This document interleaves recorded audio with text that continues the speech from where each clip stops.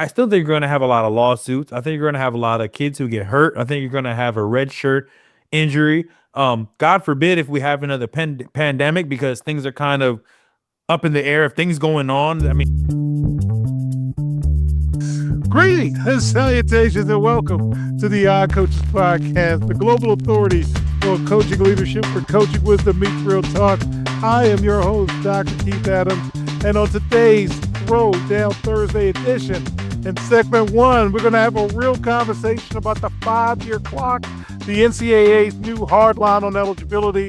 In segment two, we're going to talk about the spirit of 76 teams and try to calm down some of this noise. And in segment three, we've got a real situation. We're going to talk about gambling and the ramifications in college athletics. With us today, Captain for Life, Will Cotton. Will, let's just go ahead and jump at it. The 5-year clock. The NCAA has a new hard line on eligibility. And I need student athletes, high school and college, to hear me. I need parents to hear me. I need coaches to listen to this segment and keep going back to it, because although everything is kind of in flux, they've been talking about this for a minute. So let's tell you what this means. Okay. It's an age-based revolution. And if passed, the proposal grants athletes 5 years to compete in Division I. The clock starts immediately after high school graduation or the athlete's 19th birthday, whichever is earliest. And it effectively ends at age 24. It's the death of the red shirt. This model would eliminate traditional red shirts, medical hardship waivers, and the 6th-year appeals that have become commonplace. Coaches would be free to use their entire roster every year without fear of burning a player's eligibility. So no more play 4 and then sit, play 5, then sit, whatever that is. There will be no retroactive relief. NCAA President Charlie Baker confirmed that athletes finishing their eligibility in 25-26 will not be grandfathered in.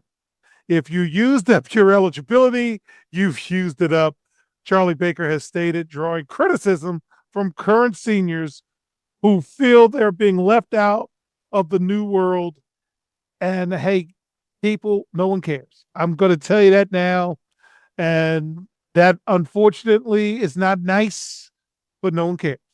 And that's kind of how they probably should have treated the COVID situation, but they didn't do that at that time. A couple of more things. One is uniformity across all sports, which is an unintended consequence. Unlike previous proposals, this will be a blanket rule. No exceptions are expected for sports like college hockey or college baseball, which historically features older freshmen. And finally, the timeline. The Division I cabinet is scheduled to meet and vote later on this month, May 22nd to be exact. I'll be at the Black Student Athlete Summit. Shout out to all the people with that. And if approved, could be implemented as early as the 26-27 academic year. So, Will, on the show, we've been talking about this ad nauseum. This more likely than not will happen. We've had a lot of conversations about the 7th, 8th, and 9th year player. You're my regular person. What are you thinking about, sir? I think it's a great framework. I think it's something that you have to start somewhere. I think you have to get out of this Wild West mentality where it's unrulable. You can't just manage what's going on. You have to some sort of laws, rules. You're wasting time. You're wasting money. You're playing with people's lives. If I'm going to a school and I'm got to waiting for the courts to make a decision to me to play, things like that. The one thing I would like to change, the one thing I would love to change, if we are really promoting academics and we believe that you should at least have the opportunity to start your master's program, why shouldn't it be around like 6 or 7 years being the minimum? So if I come in at 18 and I get 5 years, now again, I think there has to be some sort of progression. You can't be 4 years communications or 8 years in communications, but there has to be some sort of progression. It's like, hey, okay, this kid was a freshman He had X amount of credit hours, sophomore, junior, senior. He's progressing towards his degree. He's declared his where he wants to go. He wants to play masters. Okay, why not? Can we do that for 2 more years? Because they've been doing that for red shirts for the same reason, but these reasons are actual valid. It's like, hey, I'm completing my master's. I've completed the course work that you've asked me to do. Now the 2 years, hey, it would help for me, and I could play for the university. You can hash that out how you want to do it, but I think that's the way it should start. But what you're going to have is, I still think you're going to have a lot of lawsuits. I think you're going to have a lot of kids who get hurt. I think you're going to have a red shirt injury. God forbid if we have another pandemic, because things are kind of up in the air if things going on. I mean, we have a war going on, things like that. And remember, traditionally, if you remember the biggest world wars, World Two, World One, there was a lot of exemptions gave for people. There was a lot of things where like, hey, yeah, you fought for the country. Hey, you got a couple years, whatever, thing like that. So there's going to be a lot of things, but I am happy to know that there is some sort of framework to build through, so that when my kids go to college and they're allowed to play, collegiate sports, they're not going against the 26-year-old. They're not going against the guy who is 27 years old, who's ready to take your head off because he has grown man strength. We all know what that means. We know what that is. Um, so again, like you said, Coach, and I believe I've heard this throughout business and everything like that. If a lot of people are upset about this, then it sounds like it could something that could really happen. So, but I think there should be some modifications to this, based on the years and things like that, and qualifications. And like you said, Coach, at some point, you have to include academics in this in some way. You can't even lean on the student athletic aspects if you're like, well, you got 5 years. It's like, dude, you have people in grad school who are playing sports. You have people who are, whatever it is, especially in the Ivy League.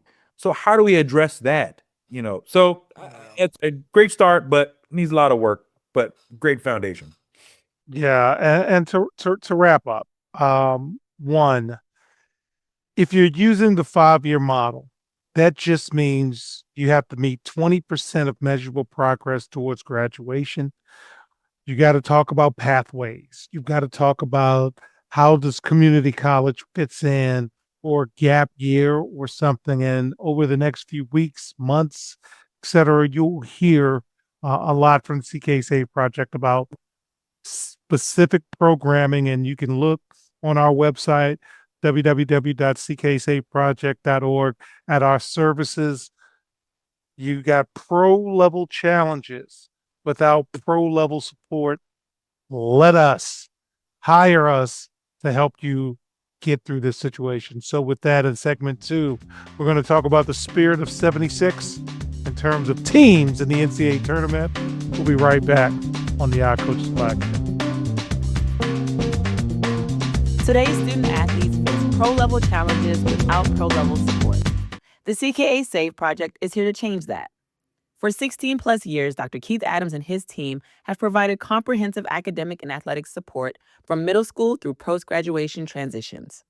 NIL guidance, transfer portal navigation, academic coaching, career planning, they've got it covered. The CKA SAVE project. When your future is on the line, experience matters. Learn more at www.cksaveproject.org. Welcome back to the iCoaches Podcast. That is segment 2. All right. The big dance is going to 76 teams. Let's get this covered. I got to get this out of the way.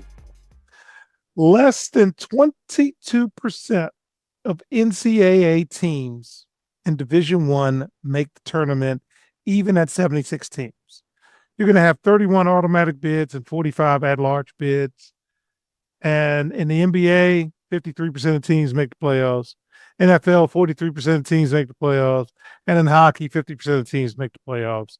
So shut up, okay? I had to hear the whole last week about you get a spot. Yeah, stop, okay? And is it about money? It absolutely is about money. So now that we've got that out of the way, let's have the conversation. The NCAA is moving to expand the men's and women's and women. So yes, good. Basketball tournaments from 68 teams to 76 teams, likely starting in 2026, 2027, and a formal announcement is expected sometime during the month of May. So the format shift. The first four branding is dead. It will be renamed the opening round. I'll let that sink in. So it's no more the first four. It is the opening round. The field will grow by 8 at-large bids, primarily benefiting power conferences. We knew that. The opening round games will triple from 4 to 12 games, featuring 24 teams. These games will take place on Tuesday and Wednesday at two sites, Dayton and a secondary site in the Western time zone. So you got automatic qualifiers, mid-majors will face a tougher road. Shocking.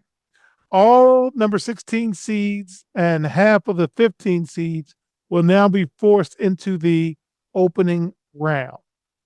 Traditional number 12 seeds, the upset darlings, according to things strictly for entertainment purposes only, would likely be pushed down to the 13 line to make room for the extra at-large power conference team, which means your Cinderellas will be the NC States of the world, maybe Syracuse, Boston College if they got in, something like that.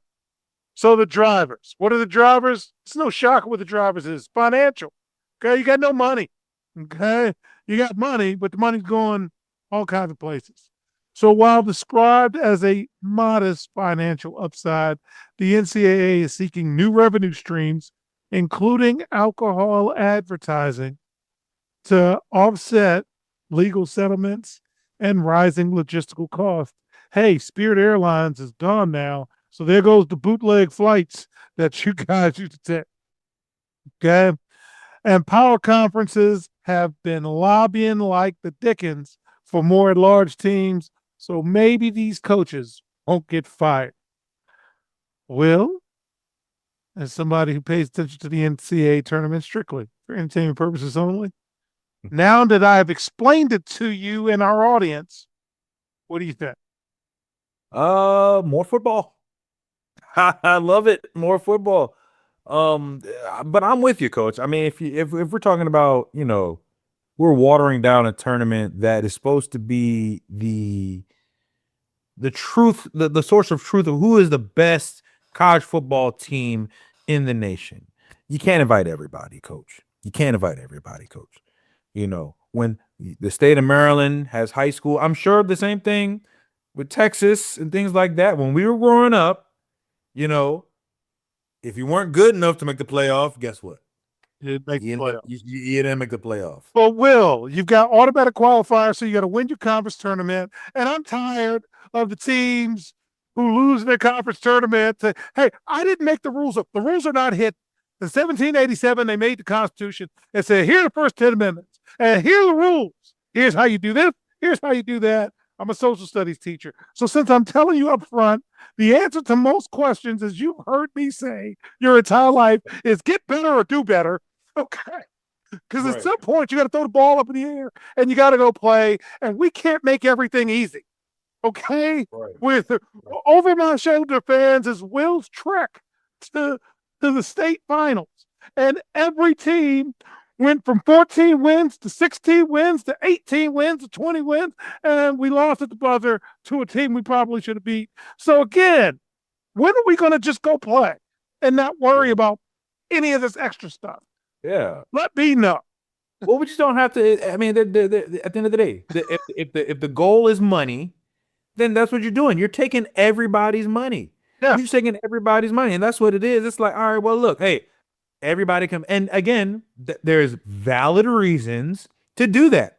Notre Dame is one. Florida State is one of them. They bring a lot of money to the table. You don't want to kick out the blue bloods. And right now, that's what they're running into. And remember, coach, those are long-standing relationships. Those are guys that have been friends for the last 20, 30 years talking about, now, we should have gotten in the playoff. Man, you heard Bruce Pearl trying to get his son in to the NCAA tournament every week. Hey, Auburn's got the strongest schedule. Okay. Yeah, Go win a game.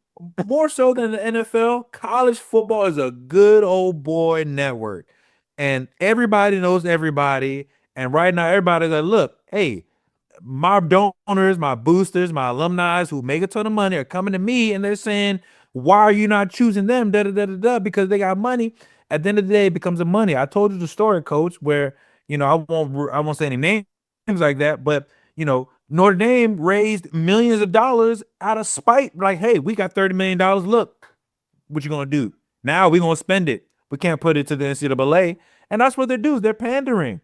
They're watering down. And there's gonna be one weird there's gonna be one weird year where there's a hot team, Arizona State or so, you know what I'm saying? Some weird team that runs the table, ends up in the championship game versus so and so, and people are like, man, that's the one of the best two teams that made it to the playoff. It's not true. Well, It's the NCAA doesn't make money from college football. So are you really mad that they're trying to make more money from the college basketball tournament? Because that's what funds everything. So, I also think I also think it's another reason to get more SEC seeds into the playoff or the blue bloods. I think that's really what it is. It does not pay for, the minor, the minor, I call them the minors, but the guys, if you're not the power four, they're not thinking about you. The extension that or the more spots are for the teams that the Oklahoma that didn't make it, the Texas that kind of slipped a little bit, the Notre Dame team that doesn't want to go to a conference. There's Florida State who may have a decent team every now. Clemson. These are the people that bring the money, bring the viewership. You're not bringing it here for Air Force. You're not doing this for Marshall. we're still going to root for Mason, and we need a team like Follerens to make a run. So with that, in segment 3, the gambling folks got you. And as my man Robert would say, what did you think was going to happen? We're going to unpack the gambling allocations. We'll be right back on the iCoaches Podcast. Hi, everyone. Dr. Keith Adams here. And for over 30 years, I've dedicated my life to helping student athletes succeed, not just on the fields and the courts, but in the classroom and beyond. And that's why I founded the CKA Save Project. The CKA Save Project understands that finding the balance between academics and athletics is crucial for long-term success. That's why the CKA Save Project offers a range of programs, including personalized consulting, mentorship, and coming in 2027, our innovative Gap Year Basketball Academy designed to assist both young men and women reach their full potential both on and off the court. I'm incredibly excited to announce that the CK Save Project is now partnering with the Cascade Sports Network. This partnership will allow us the opportunity to amplify our message and reach even more student athletes through the Odd Coaches Podcast and other exciting initiatives. Join the CKA Save Project and the Cascade Sports Network as we empower the next generation of student athletes. Visit CKA on the web at www.ckasaveproject.org to learn more. Let's work together to find the balance and help unlock your potential. Welcome back to the Odd Coaches Podcast in segment 3. We had a really serious situation that took place. So Brendan Sorsby has taken an indefinite leave of absence to enter inpatient treatment for gambling addiction. It is an unprecedented move for a high-profile active player and is being treated by the school as a mental health priority. The NCAA investigation centers on thousands of bets. Crucially, Sorsby allegedly wagered on Indiana football games in 2022 while he was on the Hoosiers roster. Under current NCAA guidelines, any student athlete who wagers on their own team or games within their own athletic department faces permanent loss of collegiate eligibility. Sorsby's activity spanned multiple years, according to reports, across Indiana and Cincinnati. Uh, ProBet or some type of monitoring app reportedly flagged him as early as August 2025 at Cincinnati, yet he still played 12 games for the Bearcats. Sorsby is currently being sued by Cincinnati for $1 million for breach of contract following his transfer. His lawyers are counter arguing that the NIL deal was an illegal pay for play employment contract. Finally, Texas Tech, where he was signed to, was the Big 12 favorite with 11 and a half win total, still back to gambling. With Sorsby's eligibility in doubt and backup Will Hammond recovering from an ACL tear, the Red Raiders may have to start Tulsa transfer Kirk Francis.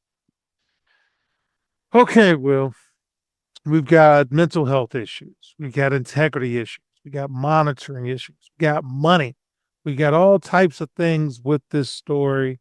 Where do you fall on this story? For me, it's a touchy kind of subject kind of thing. Because at the same time, you know, addiction is real, and it's easy to look down on people who kind of get in this hole that they can't get out of, and all of a sudden they're trying to struggle out and things like that. Um, I think the biggest thing that we can do if we're going to allow collegiate gambling, um, we need a lot of transparency. And I think that's good for the fans. I think it's good for the organizations. I think it's for the schools.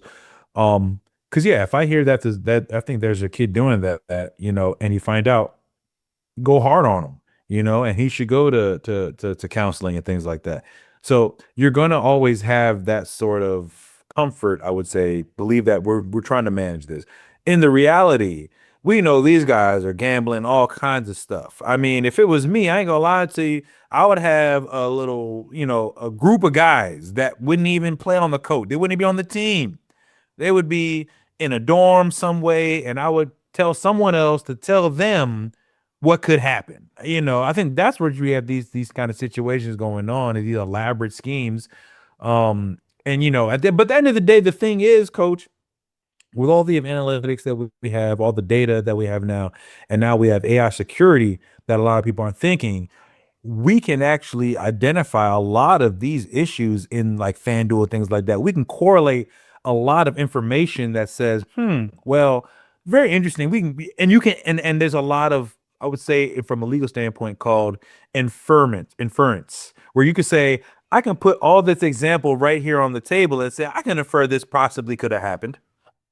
And if you put a really understanding evidence amount to do it, you know what I'm saying? And you can prove that, it gets kind of scary.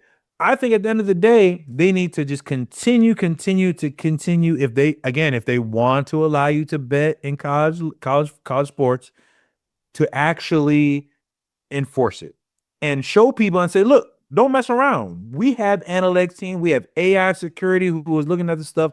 But we also support people. So we're not going to alienate you and say, oh, you have an issue, we're going to push you out on the side. We're going to support you. But I think the biggest thing of all this with money is transparency. And no matter how we have money, we have to we have to believe, because at the end of the day, coach, that's all we have. It's just a belief to say these guys are playing integrity.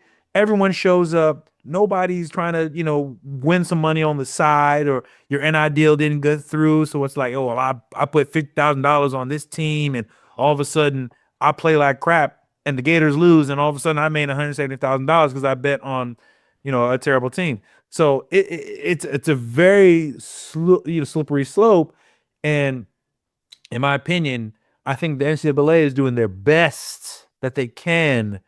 Obviously, they would need to partner with like FanDuel, DraftKings, and create some sort of data analytics understanding and say, hey, we need a security department that says you need to track X, Y, and Z because whether you have the manpower or not, FanDuel and DraftKings have the money. We have AI security that can identify things from thousands and thousands and millions of entries.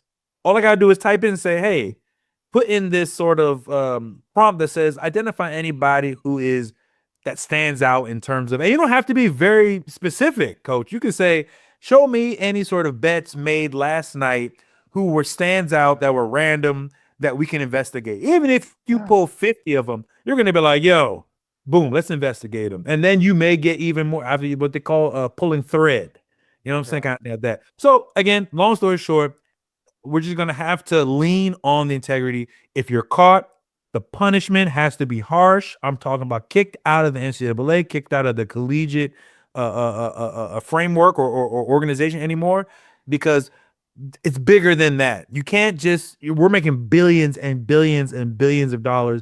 We can't throw it away because one guy or one kid is being dishonest, and no matter how big or low, that's the name of the game. So if you're going to have people gambling, you have to throw a book at them. So multiple things can be true. One, if Cincinnati knew this in August of last year, you shouldn't have played. Period. Yeah. Because at some point, and Adams didn't let you play if you didn't go to class. Yeah. So if I got a better standard than a university, then that's wrong. And yes, that is true, folks. If you didn't go to class, you'd play. Period. I don't care who you were.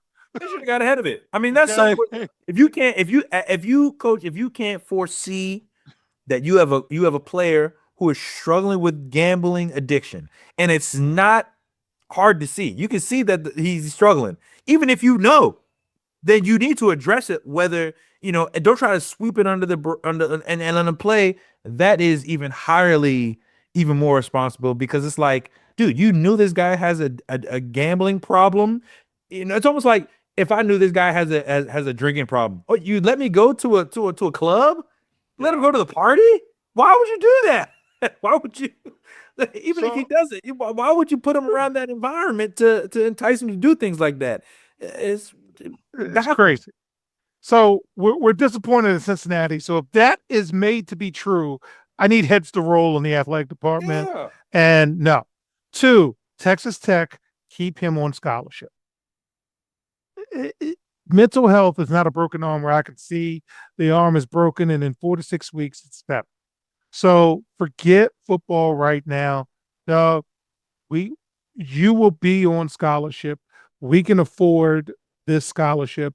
I'm not a big baseball guy, but I love the fact that the Dodgers, for the last X amount of years, has taken care of one of their players who was falling on hard times. We can be empathetic. 3, he can't play on our football team. Cannot, will not, won't not.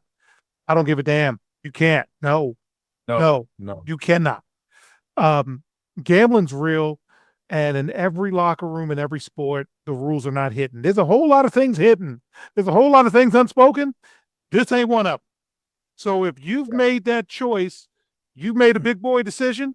And as my sister likes to say to me, when we were growing, in college, sometimes you got to put your big boy pants on to make a decision. Can't play.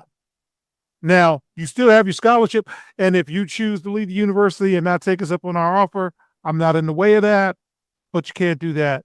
And then, is this kid even good enough to go to the pros? Well, Cincinnati is still suing this guy for $1 million. I think y'all might want to let that go.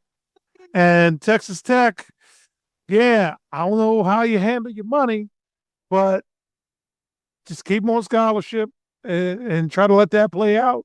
But you still got to play football games and next man up. And that's mean, that's cruel, that's harsh. That's life, man. Life ain't easy. And we can't always surround everything and make it easy. And that's an issue for another show and another day. But we want you to get better. And even when we talk about things strictly for entertainment purposes only, I get made fun of because I'm a flat $5 bettor, and I'm the worst guy for Vegas because I'm going to bet 7 games at $5 every week, and then that's it. And I'm off to the next thing. And it's so all over the place. And I'm going to quote Robert.